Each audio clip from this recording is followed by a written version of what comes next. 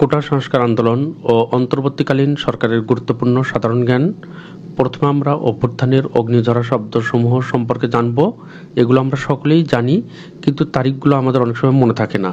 যেহেতু ছাত্র আন্দোলন সফল হয়েছে, যে কোনো প্রতিযোগিতামূলক পরীক্ষায় অবশ্যই কোটা আন্দোলন থেকে প্রশ্ন থাকবে। মার্চ টু ঢাকা, এটি কত তারিখে হয়? 5 আগস্ট 2024 সালে। 6 আগস্ট 2024 বৈষম্য বিরোধী ছাত্র আন্দোলনের নেতারা সারা দেশের ছাত্র, নাগরিক, শ্রমিকদের ঢাকায় আসার আহ্বান জানান, যাকে বলা হয় মার্চ টু ঢাকা। তবে আর এক ঘোষণায় এ কর্মসূচি এগিয়ে 5 আগস্ট 2024 নিয়ে আসা হয়। এই আন্দোলনের মুখে তৎকালীন প্রধানমন্ত্রী শেখ হাসিনা দেশ থেকে পালিয়ে যেতে বাধ্য হন। 36 জুলাই বলতে 2024 সালের 5 আগস্টকে নির্দেশ করে বৈষম্য বিরোধী ছাত্র আন্দোলনকারীরা। দাবি পূরণ না হওয়া পর্যন্ত জুলাই মাস গণনা করার কথা জানান তারা। 1 আগস্টকে 32 জুলাই হিসেবে গণ্য করে থাকেন। 5 আগস্ট বা 36 জুলাই শেখ হাসিনা পদত্যাগের মাধ্যমে আন্দোলনের সফলতাকে আন্দোলনকারীরা দ্বিতীয় স্বাধীনতা এবং এ দিনটিকে 36 জুলাই হিসেবে অভিহিত করেন। অসহযোগ আন্দোলন 3 আগস্ট 2024। আমাদের আন্দোলন এবং তারিখগুলো মনে রাখতে হবে। এখানে প্রত্যেকটি ওয়ার্ড পড়তে গেলে ভিডিও অনেক বড় হবে, আপনারা ভিডিও থামিয়ে এখান থেকে দেখতে পারেন। 3 আগস্ট 2024 অনির্দিষ্টকালের জন্য অসহযোগ আন্দোলনের ডাক দেওয়া হয়। পরবর্তী গুরুত্বপূর্ণ ভিডিও এবং পোস্টগুলো দেখার জন্য আপনাদের সকলকে ম্যাথ বাংলা জিকে ইউটিউব চ্যানেলটি সাবস্ক্রাইব করার অনুরোধ করছি। চ্যানেলটি সাবস্ক্রাইব করা না থাকলে পরবর্তী ভিডিওগুলো সহজে খুঁজে পাওয়া যাবে না।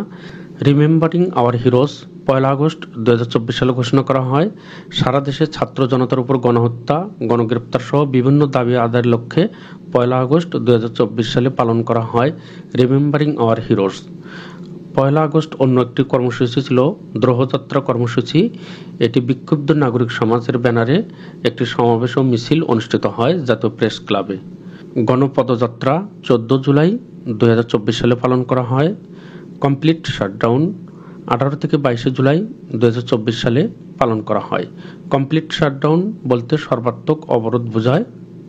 18 থেকে 22 জুলাই কমপ্লিট শাটডাউনের পর সরকার কর্তৃক ডিজিটাল ক্র্যাকডাউন চালনা করা হয়। এতে নিরীহ ছাত্রদের গণগ্রেপ্তার এবং হত্যা করা হয়। মার্চ ফর জাস্টিস 31 জুলাই 2024 সালে পালন করা হয়। ব্লক রেইড অপরাধী আটক করতে কোনো এলাকা ঘেরাও করে বাড়ি বাড়ি তল্লাশি চালানোকে পুলিশ ভাষায় ব্লক রেইড বলে। রেজিস্ট্যান্স উইক 13 আগস্ট 2024 সালে পালন করা হয়। যাতে প্রতি বিপ্লব সংগঠিত না হয়, এই জন্য এই কর্মসূচিটি পালন করা হয়। ফ্যাসিবাদ সম্পর্কে আমাদের সকলেরই ধারণা রয়েছে। সাধারণত স্বৈরাচারী নেতৃত্ব, বিরোধীদের জোরপূর্বক দমন, রাষ্ট্রের সকল বিভাগের উপর কঠোর নিয়ন্ত্রণ আরোপ করা। ইতালির মুসোলিনি সর্বপ্রথম নিজের আন্দোলনের প্রতীক হিসেবে ফ্যাসিস গ্রহণ করেন। কোটা সংস্কার আন্দোলনের সাধারণ জ্ঞানগুলো আমরা সকলেই জানি, কিন্তু আমাদের তারিখগুলো সাধারণত মনে থাকে না। এটি আমাদের লক্ষ্য রাখতে হবে। আর প্রশ্নের প্যাটার্ন কীরকম হতে পারে এ ধারণা নেওয়ার জন্যই মূলত এখানে 40টি প্রশ্ন দেওয়া রয়েছে। কোটা সংস্কার আন্দোলনের প্রথম শহীদকে? আবু সাইদ। রংপুর মহানগর পার্কের মোড়ে বর্তমান নাম কি? শহীদ আবু সাইদ চত্বর। আবু সাইদ কবে শহীদ হয়? 16 জুলাই 2024। আবু সাইদ কোন বিশ্ববিদ্যালয়ের ছাত্র ছিলেন? বেগম রোকেয়া বিশ্ববিদ্যালয়। শহীদ আবু সাইদ কোন বিভাগের শিক্ষার্থী ছিল? ইংরেজি। যে কোনো চাকরির পরীক্ষায় আপনারা নিশ্চিত থাকতে পারেন শহীদ আবু সাইদ থেকে অবশ্যই প্রশ্ন থাকবে। শহীদ আবু সাইদ কত সালে জন্মগ্রহণ করেন? 2001 সালে। শহীদ আবু সাইদ কবে শহীদ হন? 16 জুলাই 2024। প্রশ্নটি রিপিট হয়েছে। শহীদ আবু সাইদ কোথায় জন্মগ্রহণ করেন? রংপুর জেলার পীরগঞ্জ উপজেলায়। পানি লাগবে পানি উক্তিটি কোন শহীদের? মুগ্ধ। মুগ্ধ কত তারিখে শহীদ হয়? 18 জুলাই 2024। শহীদ মুগ্ধ কোন বিশ্ববিদ্যালয়ের শিক্ষার্থী ছিল? বিইউপি। 2024 সালের কোটা সংস্কার আন্দোলনে অনেকে শহীদ হয়েছেন, কিন্তু তাদের মধ্যে অন্যতম আবু সাইদ এবং মুগ্ধ, এই দুইজনের ডিটেলস আমাদের জানতে হবে। কোটা সংস্কার আন্দোলনে একটানা কতদিন ইন্টারনেট বন্ধ ছিল? 11 দিন।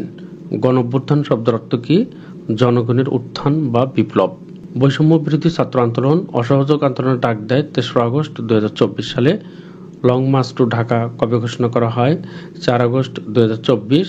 কোটা সংস্কার আন্দোলনের ছাত্রদের কয় দফা দাবি ছিল? 9 দফা। শেখ হাসিনা কবে পদত্যাগ করে দেশ থেকে পালিয়ে যান? 5 আগস্ট 2024। অন্তর্বর্তীকালীন সরকার গঠিত হয় 9 আগস্ট 2024। বর্তমানে প্রথম ও দ্বিতীয় শ্রেণীর চাকরিতে মুক্তিযোদ্ধা কোটা কত শতাংশ? 5%। আরেকটি বিষয় মনে রাখতে হবে, এখানে নাতি নাতির কোটা প্রযোজ্য হবে না, শুধুমাত্র মুক্তিযোদ্ধার ছেলে মেয়েদের জন্য। অন্তর্বর্তীকালীন সরকারের প্রধান উপদেষ্টা ডক্টর মোহাম্মদ ইউনূস। ডক্টর মোহাম্মদ ইউনূস চট্টগ্রামে জন্মগ্রহণ করেন। অন্তর্বর্তীকালীন সরকারে কতজন কোটা সংস্কার আন্দোলনের সমন্বয়ক পদ পেয়েছে? প্রথমে ছিল 2 জন, পরবর্তীতে একজন প্রধান উপদেষ্টার বিশেষ সহকারী সহ মোট 3 জন। সংবিধানে কত অনুচ্ছেদ অনুযায়ী রাষ্ট্রপতি দ্বাদশ জাতীয় সংসদ ভেঙে দেন? 43-এর 3 অনুচ্ছেদ। বৈষম্য শব্দের অর্থ হচ্ছে পার্থক্য, অসমতা। বৈষম্য কি ধরনের শব্দ? বিশেষ্য। প্রধানমন্ত্রী শেখ হাসিনা কোন বিমানে করে দেশ ত্যাগ করেন? C-130 J Hercules. কোটা সংস্কার আন্দোলনে কোন টেলিভিশন জনমানুষের সুনাম অর্জন করেছে? যমুনা টিভি। বর্তমানে সেনাবাহিনীর প্রধান জেনারেল ওয়াকারুজ্জামান। অন্তর্বর্তীকালীন সরকারের আইন, বিচার ও সংসদ বিষয়ক মন্ত্রণালয়ের উপদেষ্টা ডক্টর আসিফ নজরুল। অন্তর্বর্তীকালীন সরকারের অর্থ মন্ত্রণালয়ের উপদেষ্টা সালেউদ্দিন আহমেদ।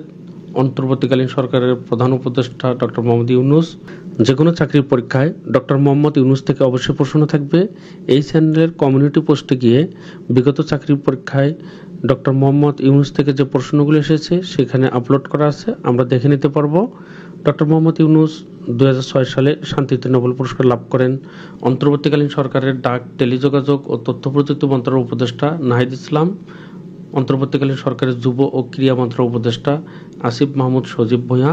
এখানে প্রত্যেকজন উপদেষ্টা পরীক্ষার জন্য খুবই গুরুত্বপূর্ণ। ভিডিও শেষে দেওয়া রয়েছে, আমরা সেখান থেকে দেখে নেব।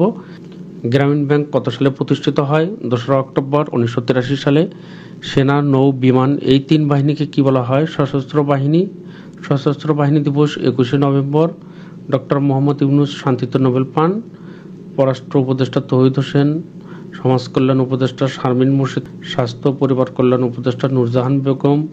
বর্তমানে প্রধান উপদেষ্টা সহ মোট 21 জন উপদেষ্টা রয়েছেন এবং একজন বিশেষ সহকারী রয়েছেন। প্রধান উপদেষ্টা ডক্টর মোহাম্মদ ইউনূসের অধীনে 6টি মন্ত্রণালয় বা বিভাগ রয়েছে। পরবর্তীতে 4 জন উপদেষ্টার দায়িত্ব বৃদ্ধি করা হয়। অর্থ বাণিজ্য উপদেষ্টা সালেউদ্দিন, পাশাপাশি উনি বিজ্ঞান ও প্রযুক্তি মন্ত্রণালয়ের দায়িত্ব পান। পাট ও বস্ত্র মন্ত্রণালয়ে ব্রিগেডিয়ার জেনারেল সাখাওয়াত হোসেন, ওনাকে আরও অতিরিক্ত নৌ পরিবহন মন্ত্রণালয়ের দায়িত্ব দেওয়া হয়। স্থানীয় সরকার, পল্লী উন্নয়ন ও সমবায় মন্ত্রণালয়ের উপদেষ্টা আরিফ হোসেন, ওনাকে অতিরিক্ত ভূমি মন্ত্রণালয়ের দায়িত্ব দেওয়া হয়। সমাজ কল্যাণ মন্ত্রণালয়ের শারমিন মুর্শিদ, ওনাকে অতিরিক্ত মহিলা ও শিশু বিষয়ক মন্ত্রণালয়ের দায়িত্ব দেওয়া হয়। পরিকল্পনা মন্ত্রণালয় ও শিক্ষা মন্ত্রণালয়ের উপদেষ্টা ওয়াহিদ উদ্দিন মাহমুদ। চাকরি পরীক্ষার জন্য এটি খুবই গুরুত্বপূর্ণ। শিক্ষা উপদেষ্টার নাম ওয়াহিদ উদ্দিন মাহমুদ। আমরা অন্যান্যগুলো এখান থেকে দেখে নেব। আপনাদের সকলকে ম্যাথ বাংলা জিকে ইউটিউব চ্যানেলটি আবারও সাবস্ক্রাইব করার অনুরোধ করছি। চ্যানেলটি সাবস্ক্রাইব করা থাকলে আপনাদেরকে এতটুকু নিশ্চয়তা দিতে পারি, চাকরির পরীক্ষার জন্য অনেক গুরুত্বপূর্ণ ভিডিও এই চ্যানেলে প্রতিনিয়ত আপলোড করা হবে। ইনশাআল্লাহ এই চ্যানেল থেকে আপনারা সকলেই উপকৃত হবেন। আপনাদের সকলকে অসংখ্য ধন্যবাদ।